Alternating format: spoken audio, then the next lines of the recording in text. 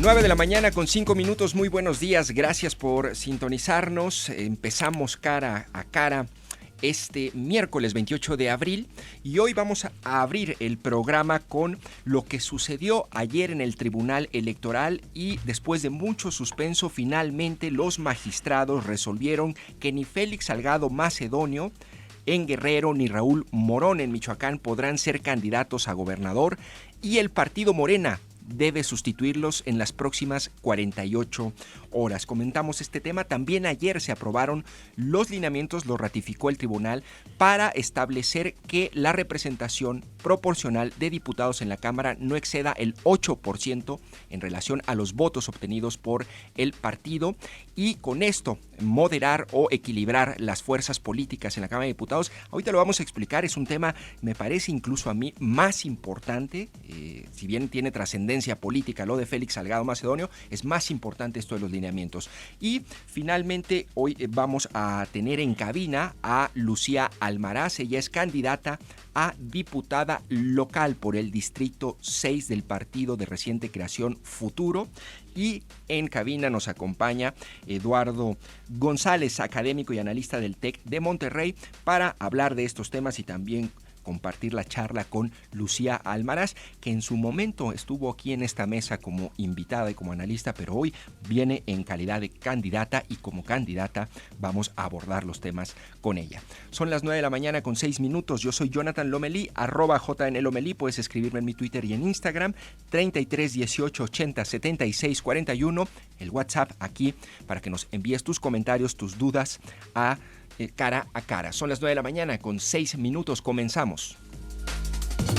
Noticia, análisis y debate. Eso es Cara a Cara. Información de primera mano en voz de sus protagonistas. Cara a Cara con Jonathan Lomelí. Cara a Cara en contexto. Bueno, a ver, tenemos este primer bloque, es poco tiempo, pero es importante explicar qué pasó ayer. El 25 de marzo, si recuerdan ustedes, el INE le negó el registro a la candidatura de Félix Salgado Macedonio y porque dijo no presentó en tiempo y forma los informes gastos de precampaña, aseguró que se habían detectado un gasto de 19,000 pesos y después de que le niega el registro, los morenistas impugnan y el 9 de abril los magistrados del Tribunal Electoral le regresan la bolita al INE y le dicen decide tú y luego el INE le vuelve a regresar la bolita a los magistrados y finalmente ayer está el desenlace en donde en una votación los magistrados le sostienen la negativa de registro a Félix Salgado Macedonio y a Raúl Morones de Michoacán, Guerrero y Michoacán. Y para comentar este tema, le agradezco mucho que nos acompañe Lalo, Eduardo González. ¿Cómo estás? ¿Qué tal, Jonathan? Buenos días. Oye, pues ciertamente ahorita antes del corte me decías los lineamientos en el tema de la proporcionalidad de la repartición de curules en la Cámara de Diputados también son importantes, pero a ver, comencemos con esto de Félix Salgado. Si te parece, Lalo, vamos a escuchar lo que dice Carlos Vargas Vaca, secretario general de Acuerdos, sobre la omisión de rendir el informe de Félix Salgado, para que tenga el contexto del auditorio, y enseguida escuchamos a José Luis Vargas Valdés. Él es el presidente del tribunal, el llamado magistrado Billetes, ¿no? Que tiene una fortuna impresionante, que fue el presidente del tribunal, el único que votó a favor de ratificarle la candidatura o de regresarle la candidatura a Félix Salgado. Teniendo estos dos enfoques, lo comentamos, Lalo, ¿te parece? A partir del monto detectado por la Unidad Técnica de Fiscalización, pues se considera que la omisión de rendir el informe afecta el modelo de fiscalización y provoca que no se tenga certeza de cuáles son en la realidad los ingresos y gastos de cada precandidato, por lo que no se puede garantizar la equidad en la contienda y se afecta gravemente el proceso democrático y el derecho de los ciudadanos a votar de manera informada. La presentación del informe no puede interpretarse en el sentido de que hubiera un intento de engañar a las autoridades, sino bajo el entendido de que no se encontraba obligado a rendirlo. A mi modo de ver, las circunstancias descritas conducen a concluir que no existió una afectación absoluta de aspectos sustantivos del procedimiento electivo partidista, porque aún y cuando el partido en el que militan y la autoridad incurrieron en serias omisiones a sus obligaciones, los ciudadanos dirigieron su conducta a explicar a la autoridad la situación en la que se encontraban y le señalaron los elementos en que consideraron necesarios para evitar que se les sancionara. En este orden de ideas, en cuanto a la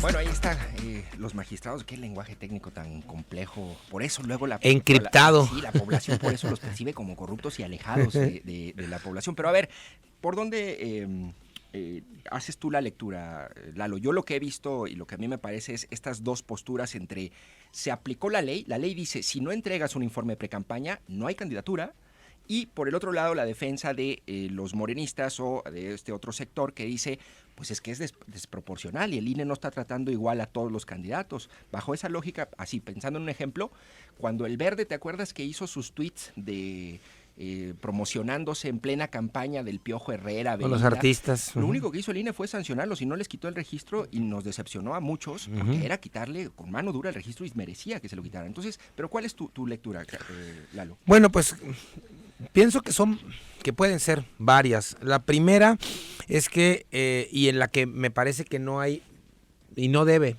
parece haber más discusión, es en tanto la violación a la ley. Creo que es muy claro el asunto de el mandato en términos de, bueno, si no das a conocer el reporte de tus gastos de precampaña, pues podrías tener esta sanción. Creo que ahí no hay, nos puede gustar o no, les puede gustar a ellos o no, pero creo que la ley ahí en ese sentido es muy clara. El segundo punto es que olvidando incluso las malas decisiones del INE y del tribunal en el pasado, con casos como el que mencionas del Partido Verde, lo que están sentando ahorita es un precedente para futuras candidaturas de mujeres, de hombres a cualquier espacio de elección popular, en donde la exigencia será que usen el mismo rasero que acaban de usar para Salgado Macedonio. Que además tampoco es como la exigencia, es decir, pues que apliquen la ley, pues sí, y ya. El tercer punto, que me parece que es muy importante también, es, aquí yo lo dije en varias ocasiones, a mí me parecía que Morena ganaba muchísimo más bajando la candidatura de Félix Salgado Macedonio que manteniéndola. Van con él hasta las últimas consecuencias y terminan por hacerlo a un lado. Es cierto, y esto me parece que es muy importante, lo hacen a un lado por una cuestión meramente electoral, de campaña, fiscal, y no por la serie de denuncias que hay contra este personaje, ¿sí? Que tienen que ver con abusos, acosos, violaciones sexuales. O sea, eso es bien importante. O sea, no se está quitando al candidato o al precandidato por esta razón. Cosa que Morena incluso podría haber utilizado, aunque no lo creyera, aunque no estuviese de acuerdo en las acusaciones, y decir, bueno, lo bajamos haciendo escucha de las denuncias que hay por estas situaciones contra mujeres. Tampoco lo escuchan, tampoco hacen lo que tenían que hacer el mismo partido, Morena, porque eso hay que decirlo, quien no presenta esta información no es el candidato, el precandidato, es el partido. Entonces yo creo que ahí Morena perdió. Otro personaje, otra lectura que podemos hacer es el gran golpe que está teniendo ahorita uno de los personajes más cercanos a Marcelo Ebrard, que es Mario Delgado. Le tumban la candidatura de Michoacán, le tumban la candidatura de Guerrero, y veremos qué pasa con la candidatura en San Luis Potosí. Esto me parece que es un mensaje muy fuerte al, entre comillas, liderazgo de Mario Delgado dentro de Morena. Pero al final, a mí me parece que una lectura y una acción favorable que podría tener Morena frente a esto que estamos viviendo es hacer un ejercicio de autocrítica para, a partir de este momento, determinar con mayor certeza y con mayor calidad el tipo de personajes que van a mandar a los puestos de elección popular. Porque si ellos siguen pensando que el apoyo de la población es un cheque en blanco, pues ese cheque en blanco en algún momento se va a desgastar. Y a mí me parece que es necesario que Morena pues ponga sus barbas a remojar y elija de mejor manera a los candidatos y a las candidatas. Que bueno, ahorita el único criterio para elegir es pues que tengan una preferencia electoral muy por encima del resto de los perfiles. Sí, pero Salgado ya trae 40, claro, 40 pero sobre 20 del PRI. Pero ¿no? como está el país, como están las condiciones, eso no es suficiente. Seguimos eligiendo. Ayer decía Dussel en una entrevista que le hicieron que me parece muy oportuna, decía, seguimos eligiendo con base en la costumbre. Y yo creo que el filósofo tiene toda la razón. No podemos seguir eligiendo nada con base en la costumbre. Ahora, el hecho de que se haya perdido el foco de lo que representaba Félix Salgado, es decir, era una figura en donde el movimiento feminista lo cuestionó severamente, allí me parece que el INE reculó porque tuvo la oportunidad de quitarle la candidatura por esas razones y en cambio elige esta salida jurídico, legal, debatible, complicada, lo que a mí me hace pensar, Lalo, que no va a medir de aquí en adelante con la misma vara todos los casos. Es decir, si en este país se aplicara de manera literal, la literalidad de la ley que se dice, pues bueno, tendríamos un país muy distinto. Justamente un poco es el reclamo para el INE, en donde ¿te parece que hay un juego político o ya hay una participación del árbitro electoral con intenciones más allá de aplicar la ley? Bueno, yo no lo diría en esos términos porque no hay un elemento que nos explique con claridad que los dados estén cargados. ¿Por qué? Porque la misma votación del tribunal, en donde solo el presidente vota a favor, en el caso de Salgado Macedonio, y en el caso de Morón, 2 votos a favor, nos están mostrando sobre la mesa, ¿sí?, que independientemente que pudiera haber este manejo político, se aplicó la ley, en este caso, como se debía haber aplicado. Si en el futuro no sucede, bueno, no lo sabemos, pero creo que en este momento políticamente y en un país que se mueve a partir del rumor, podríamos suponer que hubo esta mano negra ahí dentro de la decisión. Vi varias lecturas de eso en los columnistas de hoy. Dicen, es una derrota para AMLO, es una derrota por lo de Morones, por lo de Félix Salgado. ¿Te parece que...? Yo creo porque que... sí estuvo presionando y cabildeando. Sí, no digas que Scherer no llega ahí con los magistrados. Sí, yo creo que esto que aparece hoy en varias columnas, yo lo vengo leyendo desde el día posterior a el triunfo de Andrés Manuel.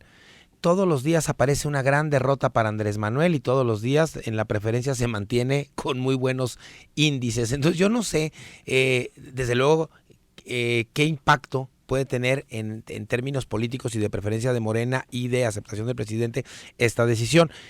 Creo que por una salida lateral colocan a Morena en una posición también bastante cómoda. Es decir, no enfrentar a este movimiento feminista en contra de Salgado Macedonio diciendo, ya lo quitaron, hasta ahí llegamos. Por eso a mí me parece que Morena debió haber bajado a Salgado Macedonio, porque si alguien sabía que el reporte no se había entregado en tiempo y forma, era Morena. Pero Morena debió haberlo bajado o el presidente, porque ahí el que decide es el presidente, ¿no? Bueno, sí, desde ¿no? luego que en un país como el que tenemos, con un presidencialismo tan fuerte como el que tenemos, desde luego que la mano del presidente... A eso? Yo no sé, lo ignoro, o sea, no sé qué le deben a Salgado, ¿sí?, en Guerrero, y tampoco creo que más allá de que sea un buen o mal candidato, no creo que Morena no pueda tener otro personaje que le garantice estos niveles de votación que hoy tienen en Guerrero. Creo que en esta elección en particular, Morena podría ganar muchísimos espacios sin importar, es muy lamentable, pero eso es lo que nos están diciendo las encuestas, sin importar si los perfiles son buenos o malos. Claro. Bueno, pues interesante, Lalo. Lamentablemente nos fuimos de largo con Félix Salgado. Hago un comentario aquí de un radioescucha que, bueno, el buen Ricardo, que siempre me escribe y me pone, y ya no me censures porque llevo varios días sin escribirle. Entonces, bueno, aquí sin leer su comentario. Libertad de expresión, dice, se ve la postura del INE que sigue trabajando para el PRIAN MC, haciendo todo lo posible para que Morena no tenga mayoría en las próximas elecciones. Están haciendo de todo para, y hay una palabrita, darle en la torre a AMLO, digamos, lo traduzco, ¿no? En lenguaje académico. Dijeron de todo en los noticieros chayoteros por Arturo Saldívar y nunca han hecho el mismo drama por Lorenzo Córdoba. Bueno, pues ahí está el comentario de Ricardo. Si quieres, vamos a un corte, Lalo.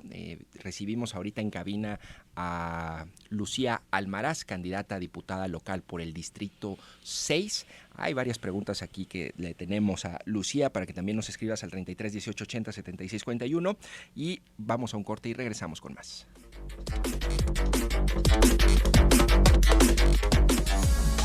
Mantengámonos cerca. Línea WhatsApp 33 18 80 76 41. 91.5 de FM, Zona 3. Cara a cara. La entrevista.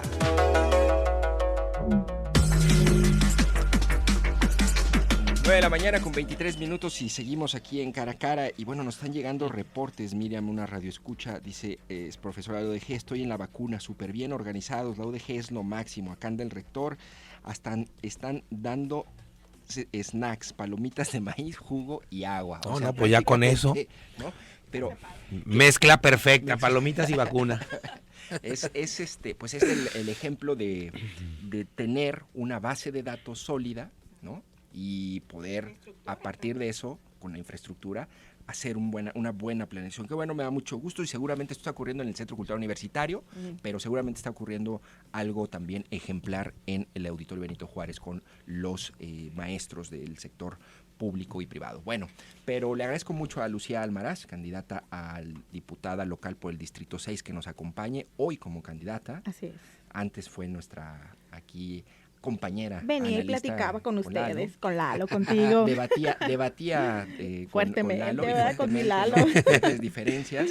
Pero bueno, un día decidiste dar el paso al lado oscuro o luminoso de la vida pública. No, tampoco. Y luego, Lucía, los diputados, yo ayer le decía a una candidata, los diputados son de la clase política aquellos en los que menos confían los más la desgastados, la imagen más desgastada. Y los locales. Así es, a ver, sí. ¿Por qué decides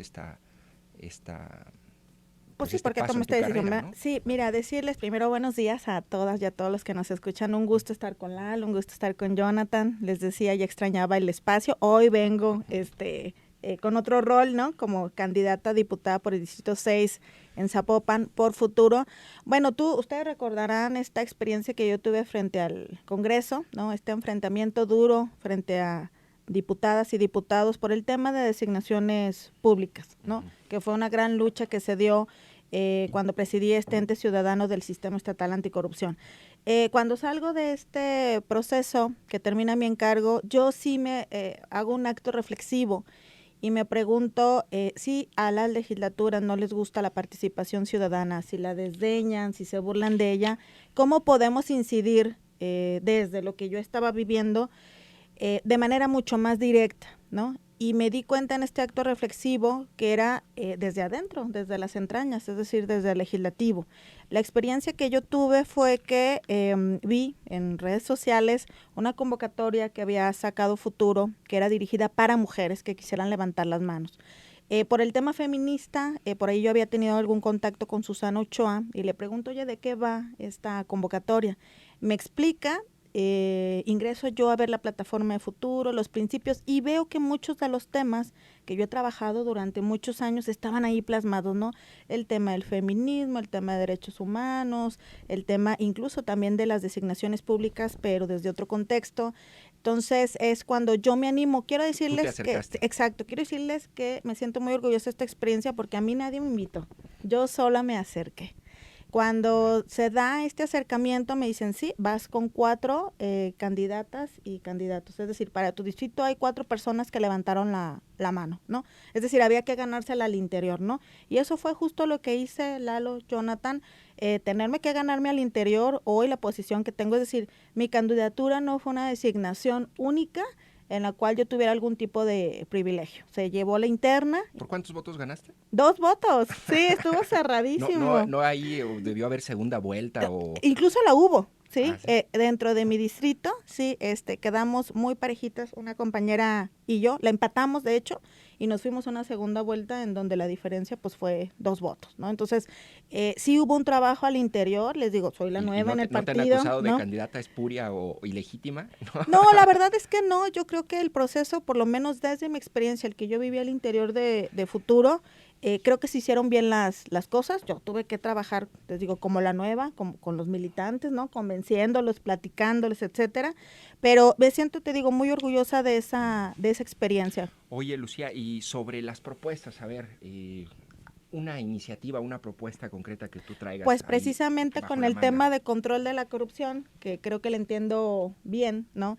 Hoy creo... Perdón, paréntesis, es que no lo dije al auditorio, pero tienen que saberlo. Lucía Almaraz presidió el Comité de Participación Social del Sistema Estatal Anticorrupción durante 3 años. Sí. Este organismo que se creó, por cierto, un poquito costoso, y no sé si los resultados son muy palpables, pero ahorita lo debatimos. Ahorita lo platicamos. Y es en esa calidad que después da el salto aquí a la candidatura. Pero adelante, así es. Y el último año fue que presidí el Comité de Participación Social. Entonces, yo creo que si resolvemos el tema de controlar la corrupción, podemos aspirar a resolver muchos otros problemas que por ahí están pendientes en Zapopan, en el distrito 6. Entonces, uno de mis ejes es el control de la corrupción. Particularmente creo que hoy debemos de luchar contra las negociaciones al obscurito, y eso es a lo que voy, ¿no? Una ley de designaciones públicas que lleven a las personas a que por mérito y capacidad lleguen a los cargos públicos. Por ahí hubo ya, tú recordarás, Jonathan y Lalo, un pequeño esfuerzo en esta ley, pero y el diputado que la impulsaban, pues hoy brincaron ya para aspirar a otro cargo, es decir, ¿no? Se quedó ahí en la congeladora. Sin embargo, cuando yo tuve acceso a ello, había varias áreas de oportunidad que yo creo que podemos entrarle a un estudio y un análisis mucho más serio en ese tema. Por supuesto que está pendiente todo lo que corresponde a la reforma 2.0, que debo decirles que desde mi experiencia fue un ejercicio que debemos de rescatar. Fueron mesas de análisis con sociedad civil, miembros del Sistema Estatal Anticorrupción, especialistas, académicos, en donde se analizó cuáles eran las grandes áreas de oportunidad a las cuales les podíamos ya abonar para el control de la corrupción. Un modelo de adquisiciones abierto y de contrataciones, que hoy es un gran tema, ¿no? Seguimos batallando con ese tema. La unidad de inteligencia financiera para la Fiscalía Especializada en Combate a la Corrupción, que principalmente tendría como objetivo seguir la ruta del dinero, pero además recuperación de activos, que hoy no sucede eso, pero además la reparación del daño ¿pero eso legalmente a víctimas. se puede? Se puede, sí, porque como le quieran denominar, si es una unidad de inteligencia financiera con el modelo similar al federal, sí. Pero lo que interesa hoy es que exista una figura que depende directamente de la Fiscalía Anticorrupción para que siga la ruta del dinero y la recuperación de activos. Lucía, bueno, primero gracias por la visita ahora, ya gracias a ustedes. Como candidata. De unos años para acá, es evidente que ha crecido, ha aumentado muchísimo la presencia de mujeres en la Cámara de Diputados, tanto federal como en los congresos locales y en el Senado. Sin embargo, es evidente también que las leyes que necesitamos tener en el país a favor de las mujeres para generarles mejores condiciones de vida en todos los espacios, pues están brillando por su ausencia. La pregunta que te quiero plantear pues tiene su origen no solamente en esto, sino en una reflexión que ayer le escuché a Marta Lamas en la presentación de su libro. En este sentido, ella hacía una crítica a la paridad en las cuestiones políticas, y el argumento que daba es que cuerpo de mujer no garantiza pensamiento feminista. Claro, por supuesto. ¿Qué podríamos esperar en el Congreso local de la llegada de mujeres a ese órgano para generar realmente leyes a favor de las mujeres? Así es. Mira, Lalo, yo creo que tu pregunta me viene muy bien y es muy pertinente. A ver, yo creo que sí debemos de llegar mujeres a estos cargos públicos. Hoy podemos decir que aproximadamente, más o menos el 80% del legislativo está conformado por hombres, ¿no? Es decir, somos la minoría las mujeres. Yo creo que hoy también debemos de, y eso es para quienes nos escuchan, ¿no? El perfil de las que aspiramos a este tipo de cargos públicos tiene que ser muy integral, Lalo. Por ejemplo, puedo decirte que en mi caso me considero feminista, pero todavía mucho por aprender en el tema, ¿no? Entonces, bajo este esquema, yo creo que podría ser un muy buen papel desde el Congreso local. Lo que te quiero decir es que el perfil sí tiene que ser un perfil ideal, idóneo, que por lo menos conozca y vaya en pro de las luchas feministas, que tú lo sabes, históricamente hemos estado rezagadas en ese tema, y efectivamente todavía nos encontramos con una situación de mujeres que todavía se encuentran en un sistema patriarcal, porque además así fuimos educadas, es decir, de construirnos es todo un proceso muy complejo, incluso es una lucha con tus primeros entornos, ¿no? El familiar, el social, etcétera, ¿no? Entonces, lo que sí tendríamos que considerar es que no cualquiera podemos, digamos, dentro de nuestros ejes o dentro de nuestras propuestas, considerar que vamos en la ampliación de los derechos de las mujeres y la niñez cuando son temas que hoy se están tomando como una bandera política. Y que no debería de ser así, sino que los que las tendríamos que estar considerando somos las que sí hemos trabajado desde hace mucho tiempo atrás esta agenda que es en pro de las mujeres. Pues bueno, ahí está la respuesta de Lucía Almaraz, candidata a diputada local por el Distrito 6 de Futuro, este partido de reciente creación. Lucía, Lalo, si les parece, vamos a un corte y regresamos para seguir platicando contigo, Lucía.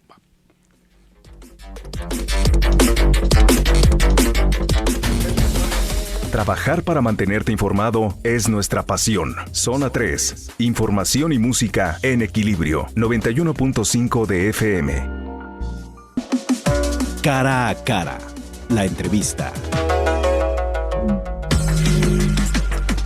9 de la mañana con 34 minutos. Seguimos aquí con Lucía Almaraz, candidata a diputada local por el Distrito 6 del partido Futuro. Porque hay futuro, Lucía. Y está también con nosotros Eduardo González, analista y académico del TEC. Y ahorita decíamos que contra quiénes compites, y me llama la atención ciertamente que son solo mujeres, digamos, al menos las punteras. Sí. De MC está Gabriela Cárdenas. Así es. Regidora con Pablo Lemus, ¿cierto? Pero sí. También estás de Morena, compites contra Juncal Solano. Así es. De El Charro Político, una youtuber, ¿no? Así es, Es una chica joven, sí, youtuber, sí. famosa por aquella... aquella... Yo también soy joven, Jonathan. Bueno, todos somos jóvenes, bajo esa perspectiva todos somos jóvenes. Digo. Pero, a ver, me parece interesante allí esa competencia, y ahorita que planteabas las alternativas que puede ofrecer una mujer en materia legislativa, para solucionar los problemas que tenemos en materia, sobre todo de violencia de género.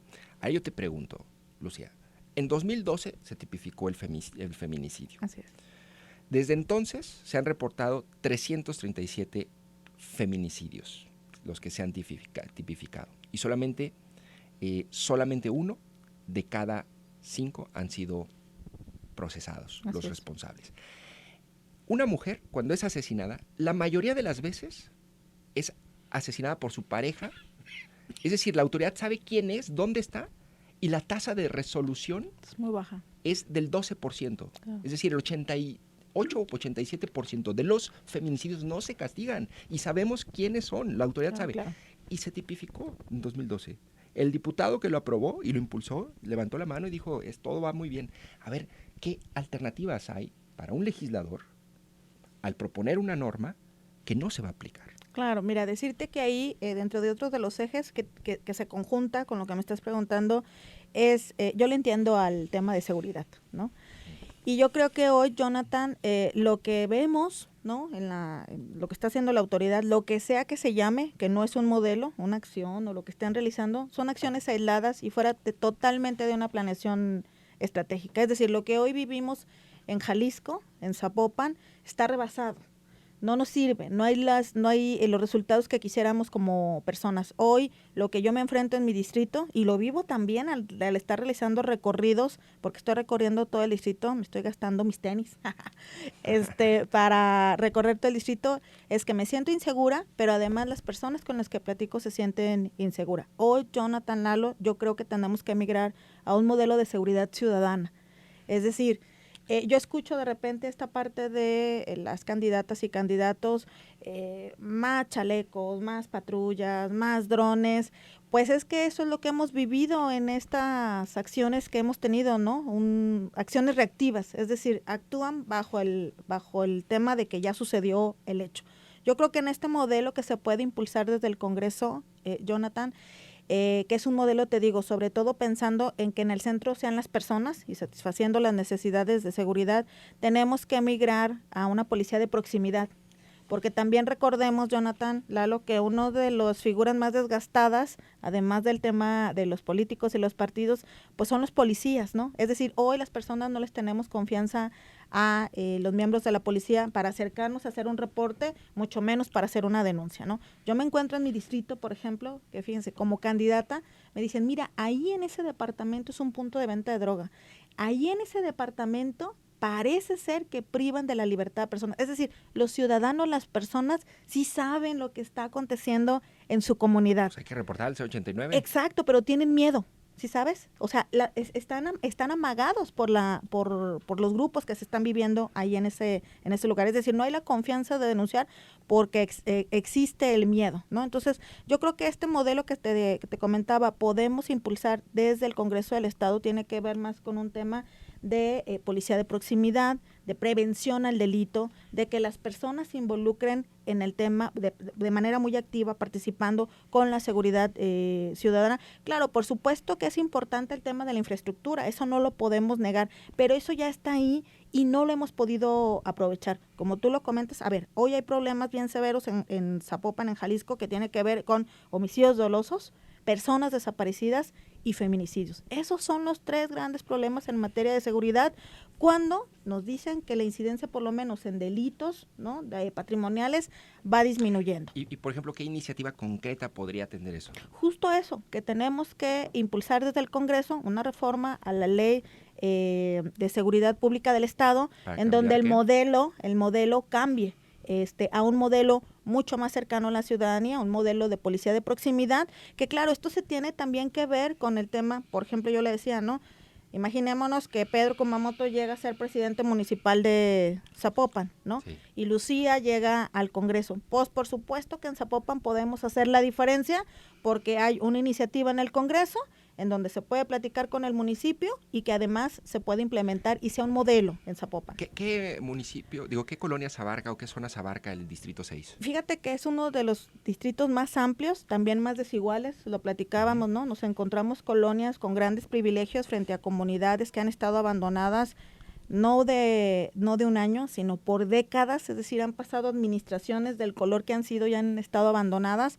Mira, más o menos desde el centro de Zapopan, una parte que es Unidad República, pasa por todo Santa Margarita, La Tusanía, si nos recorremos más para acá, Nuevo México, más para allá, Tezistán, Estipac, Santa Lucía y toda la zona rural de Zapopan, Valle de los Molinos, que ahí hay una gran problemática en materia de desabasto de agua y materia de inseguridad, ya los visitamos. Entonces, el distrito es súper amplio, es uno de los más amplios, pero también de los más desiguales. Oye, recientemente, cambiando el tema, y esta es una pregunta que me gustaría escuchar tu respuesta y tu opinión. Recientemente hubo una polémica porque Pedro Kumamoto asistió a un foro de Frena. Así es, ¿no? Sí. Estaba ahí muy debatible de si debió o no acudir a Frena. ¿Quiénes son Frena? Bueno, es un grupo ultraconservador, los que acamparon en el Zócalo y Campañas Kumamoto vacías. asiste. ¿Lucía Almaraz asistiría a un foro de Frena? Mira, yo creo que hoy estoy haciendo política ya desde otro ámbito, ya lo hacía desde la participación ciudadana y estoy convencida, Lalo, Jonathan, que yo me tengo que sentar con quien me tenga que sentar al diálogo. Entonces sí asistirías a un foro de Definitivamente sí, es más, creo que tenemos que salir de nuestra zona de confort, de los foros o de los lugares en donde sí nos quieren, para salir en donde puede existir el debate. Ustedes me conocen, saben que soy una mujer justo eso, de debate, ¿no? Aunque Y de convencimiento y de argumento. Democráticas y... Hay que sentarnos con quien nos tengamos que sentar también para explicar, Jonathan, cuál es la plataforma, cuáles son los argumentos, cuáles son las propuestas que nosotros tenemos. Y además, yo estoy de acuerdo que hay que dialogar y hay que debatir con diferentes posturas, pero sí me parece que lo que ha mostrado Frena es un asunto de agresiones y que en ese sentido el sentarse con una organización que agrede en diferentes espacios, pues no solamente abona a la organización misma, sino que muestra un respaldo, de alguna manera, por parte de Futuro hacia... ¿Tú crees que no deberían asistir los candidatos? A mí me parece que no. Yo creo que las muestras políticas que ha hecho Frena están por debajo de un piso mínimo de respeto a los derechos humanos, y el sentarse con ellos avala ese tipo de acciones. ¿Qué piensas, Lucía? Yo no creo que, te digo, que avalemos, yo creo que más bien, incluso yo se lo comentaba a Pedro, lo platicamos, ¿no? Que me parece hasta que fue valiente al irse a sentar con estos perfiles, ¿no? Con esta organización, precisamente porque de lo que se trata es de bajar, insisto, la plataforma, las propuestas que tenemos. Yo tuve la oportunidad de ver el encuentro y en algunos de los asistentes, bueno, hasta me pareció que los convenció, ¿sí sabes? De esta agenda que lo comentábamos fuera del aire, ya tiene que ser una tendencia a ser progresista y transformadora, desde el municipio o desde el Congreso del Estado, refiriéndome al tema de las candidaturas de futuro. A eso tenemos ya que migrar, a meter ya discusiones que no se han incluido a lo mejor en este tipo de foros y que por lo menos podamos debatir y compartir ideas. Sí, es que me llama la atención la afirmación que haces de probablemente hasta los convenció, y bueno, yo desde donde estoy parado, creo que hay una gran diferencia entre la posición de Frena y la de Futuro, y yo no creo que Frena haya sido convencida por la posición de Futuro. Bueno, pues ahí está, ha sido un debate ese de la asistencia. Sí, incluso al interior también de Futuro. ¿Tú sí asistirías? Sí, definitivamente, a sí, bueno, porque te digo, estoy convencida de que me tengo que sentar con quien me tenga que sentar, ¿no? Y bueno, platicar. Pues ahí, ¿qué opinan ustedes? Radio Escuchas, 33 18 80 76 41. Te agradezco mucho, Lucía, que nos hayas acompañado. No, al contrario, muchas Cara gracias. Como candidata al distrito 6 local del Partido Futuro. No, fue un placer estar siempre Gracias, con Lalo Lucía. y estar con Jonathan. Muchas gracias por el espacio. Gracias a ti, Lucía. Vamos a un corte y regresamos.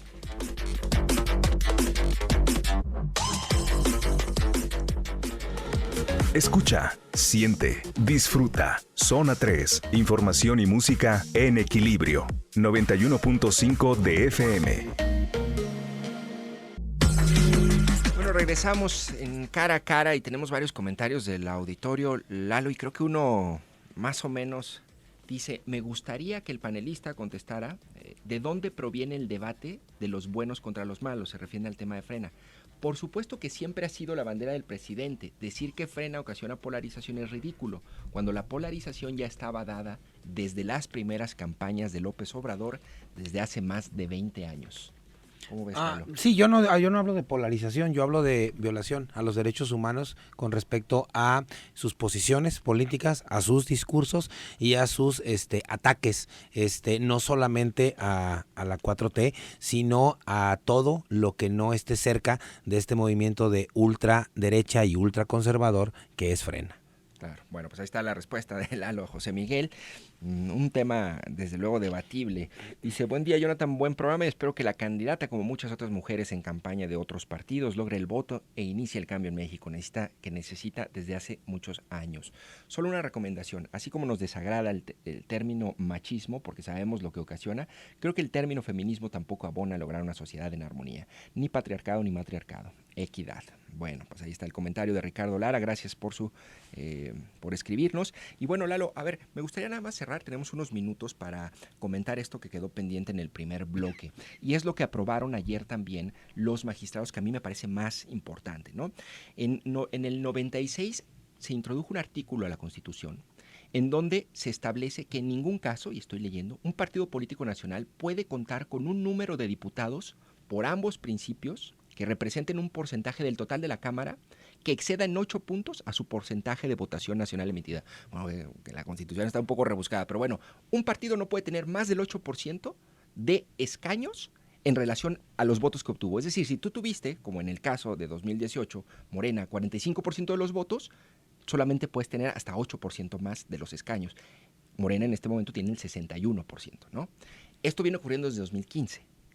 ¿Cuál es tu lectura de este lineamiento? Sí, yo creo aplicar que también la ley, ¿no? Sí, yo creo que no solamente es aplicar la ley, sino que sí abona para tener un mayor equilibrio de fuerzas en la Cámara de Diputados. Es cierto que ya pasaron varias elecciones y que ese principio no se había tomado en cuenta. Es decir, que también... Vamos violando la Constitución desde 2015, la estábamos violando, claro, ¿no? Pero eso me parece que es importante mencionarlo porque pareciera, por lo menos en la comentocracia, que esto nunca había pasado y que quien está en contra de que esto suceda es solamente Morena, la 4T, Andrés Manuel. Y esto pasó también en los sexenios anteriores. Sí, en el sexenio anterior. Entonces, sí, creo que es importante tener en cuenta ese antecedente. Y por otro lado, sí me parece que esta fórmula para evitar la sobrerepresentación partidista en la Cámara, utilizando el truco de las coaliciones, creo que terminará por abonar a la democracia en nuestro país y también moviéndonos al terreno de Andrés Manuel López Obrador y la 4T, creo que no es un asunto que vaya necesariamente, digamos, que no es un traje a la medida en contra de Morena y la 4T, simplemente es una ley que no se había venido aplicando y que, bueno, pues en algún momento se tiene que aplicar y si ahora es el momento, bueno, pues ahora se va a aplicar, claro, de aquí en adelante, ¿sí? Yo creo que esto le va a afectar y no como en términos negativos,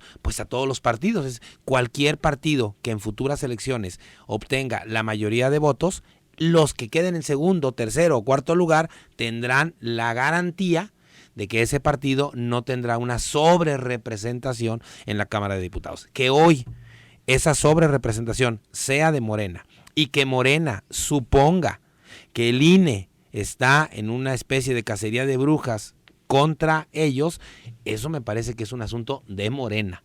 Yo creo que aquí la ley es muy clara y hay que evitar bajo cualquier situación la sobrerepresentación. Que un poco esa era la queja de los morenos, ¿no? Decían, bueno, a mitad del partido me pones los lineamientos, árbitro, me pones nueva regla, pero bueno, ya estaban en la Constitución. Sí, no es una nueva regla, ¿no?